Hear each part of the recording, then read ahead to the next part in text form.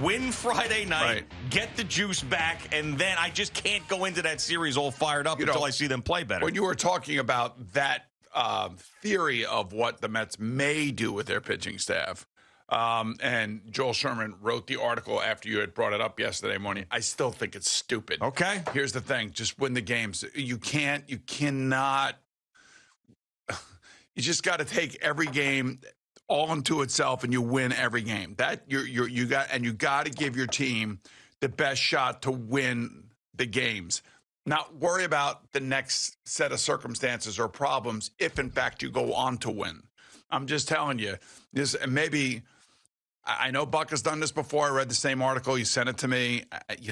I would just say, look, man, just get to the next round. That's all that matters right now. Just get to the next round. And then when you get to the next round, that's when you figure out what you're going to do. So you don't like the fact that if you win game one, oh boy, if you win game one, then you have in an elimination game, game 3, if it goes that far, Jacob deGrom. You don't like that part of it? Because that, to me, I like better than trying to save him for the next series, is the fact that I would rather have deGrom in, even though deGrom let us down last time, but so did Bassett.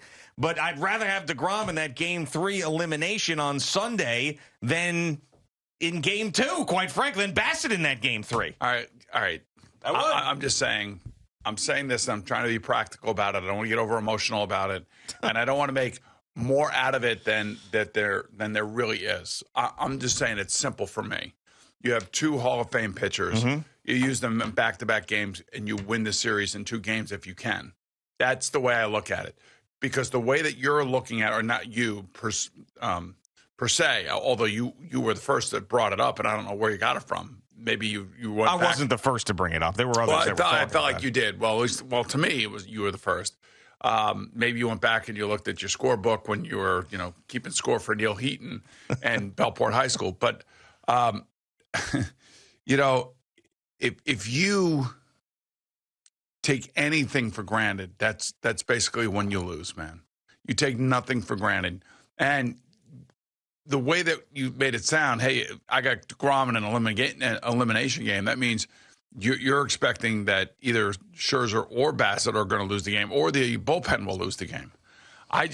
I'm telling you, man, you just got to play to win. Do you think Buck looks at it like he's taking it for granted, though? Because he's not a guy who takes anything for granted, and we've trusted him all year. He's been around baseball his entire life. You've loved this guy way before he was the Mets manager. You used to talk about him all the time.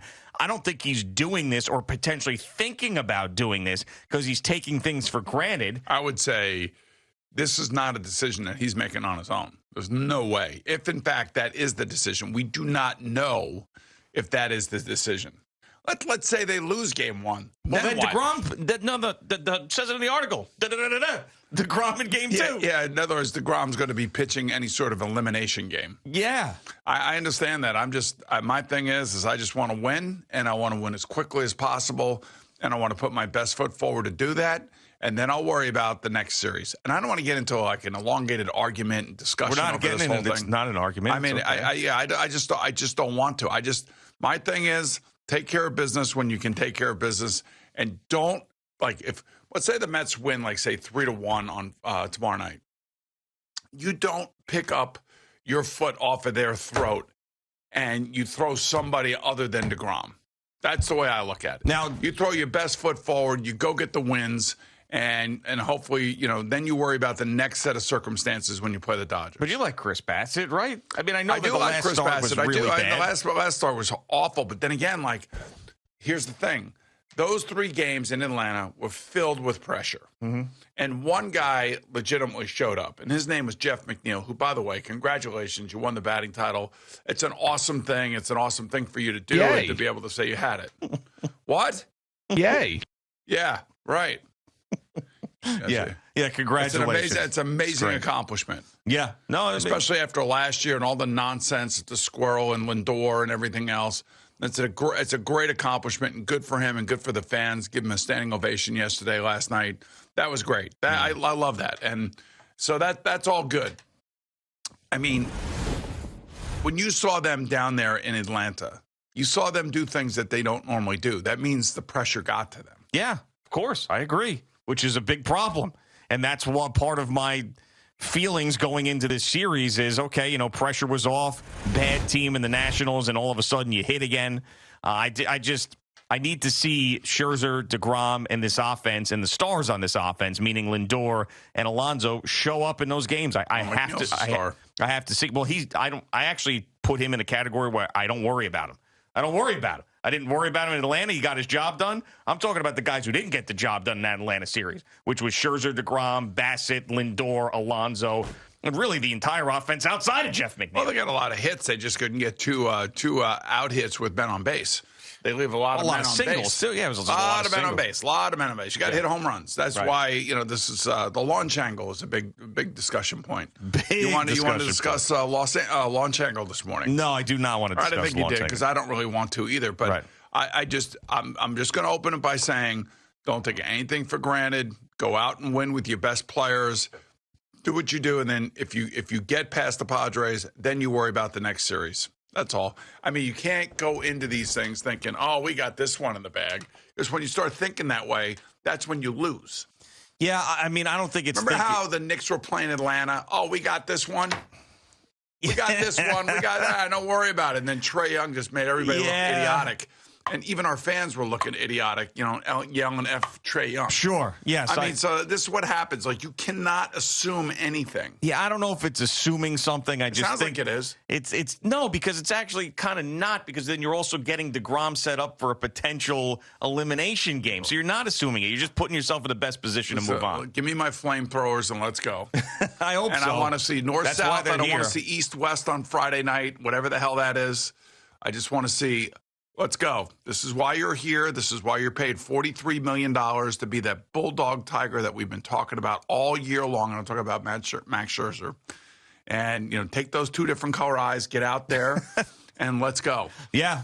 I mean, would you have preferred Scherzer over DeGrom in game one? Because I thought it was going to be DeGrom. I really, because that's DeGrom pitched the first game against the Braves, and Scherzer pitched the second one. I just thought it was going to set up that way. No, I like this. I actually like this better. And Darvish is going to pitch. So it was Darvish, and I thought it was Musgrove. Now it is Darvish. It'll be Darvish and Scherzer on Friday night. 8:07 on ESPN, first pitch. Yeah. So this is, I actually do like this. This is why Scherzer was brought here. Yeah. And he's been down this road before. And we'll see whether or not he has pop in his arm, as they say. Yeah, as opposed to the dead arm issues that he was dealing with at the end of last year. I don't want to hear about any dead arm issues. He's had a lot of time off. He has. This is it. This is why he's been here. He pitched 145 innings this year. Come on now. Let's go. Yeah, this is what I'm saying. This is what I was saying yesterday. Beat these guys. It's enough. No excuses. That's right. I'm ready to go. I'm not thinking about last week. I'm not thinking about last night. Now I'm thinking about San Diego. Yeah. I'm ready to go. Do they scare you at all? Do they scare you at all? Because obviously the lineup on paper is scary. Well, gee, and Darvish is scary, and Musgrove is scary. They scare me a little bit. We're a little scary. We're a little scary ourselves.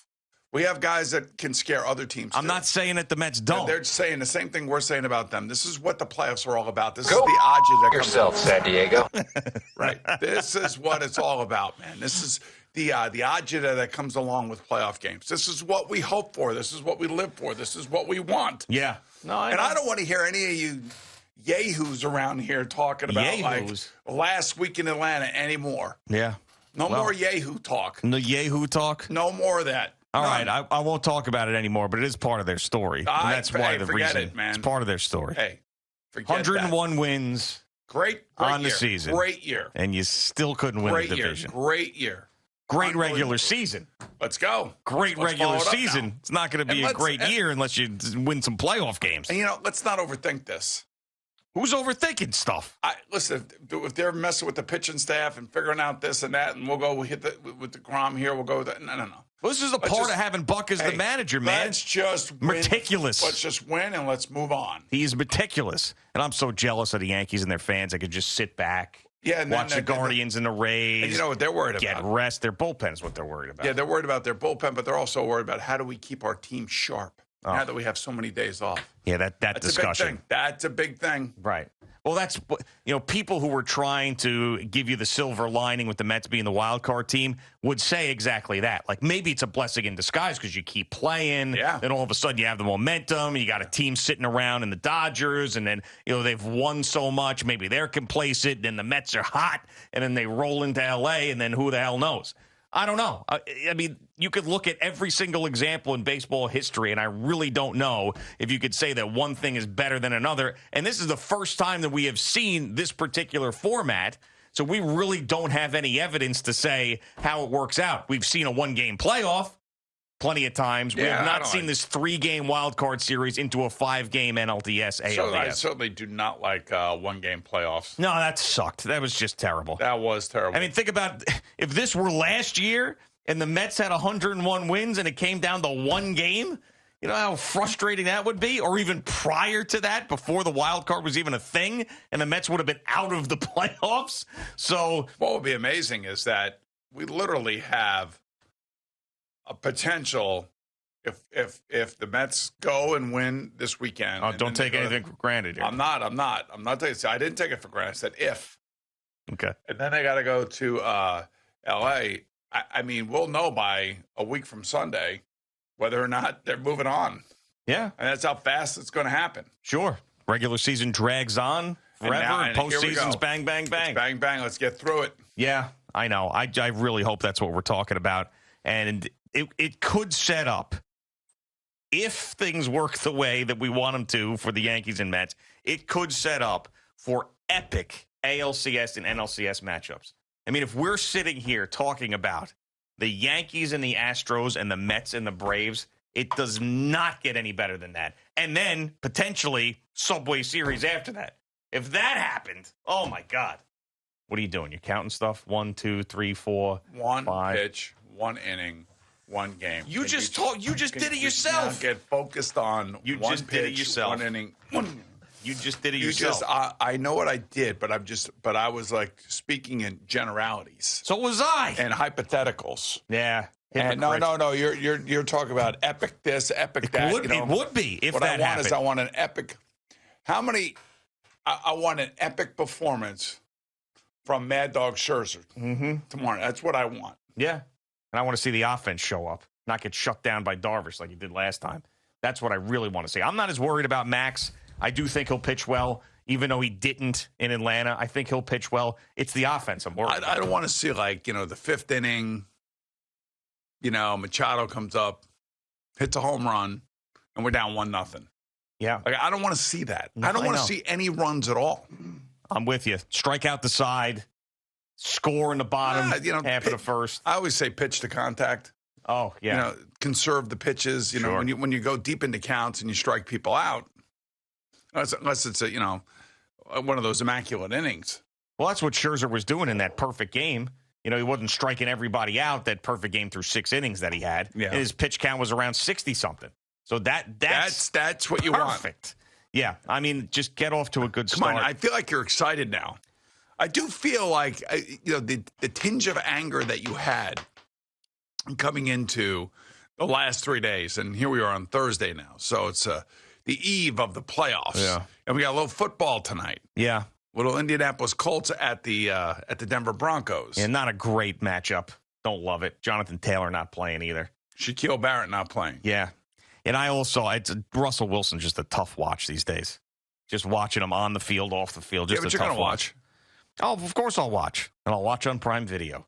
It's the new era of Thursday Night Football on Prime Video. Yes, we know that. Yeah, but you got football tonight, and you got the week starting, and that's great. But I'm not quite there. I just if they win Friday night, of course I'll be all in. I'm just telling you the truth. I'm telling you the truth. They win Friday night, and they look good. I'll be all in at that point. But how could you not be all in right now? Because I told you you're a Met yesterday, fan. 4 hours why I wasn't all in right now. You're a Met fan. You need to be all in right now. It's just hard, man. It's just when you've been burned by the same thing over and over again, it's just hard to have that faith. It just is. With any one of my teams, my 3 favorite teams that I talk about all the time, the Mets, the Knicks, and the Vikings, I don't have faith until they start doing it. I mean, it's not my fault. It's their fault. 101 games and in the playoffs. So I think when pitchers and catchers, got together last year, I think we all felt like this was going to be the outcome. We wanted them to be in the playoffs, and many people predicted them to be in the playoffs. Very few people predicted them to win the NL East. They did predict them to be a wild card. If you go back and you look at it. And what does that mean? Well, what I'm saying is that they have, up to this point, have probably exceeded expectations with 101 wins. Okay. But they should have won the division. Not in your eyes. But they should have won the division. Then it plays out. I mean, what people were thinking back in February means nothing. It really doesn't. It's what you had in front of you that you weren't able to accomplish. But you are in the playoffs, and you do have a shot. And, yes, everybody will be excited Friday night. Hopefully Citi Field is rocking, and there's some sort of home field advantage for the Mets, which is a rarity in baseball. All right, it is Boomer and Gio on the Fan and CBS Sports Network.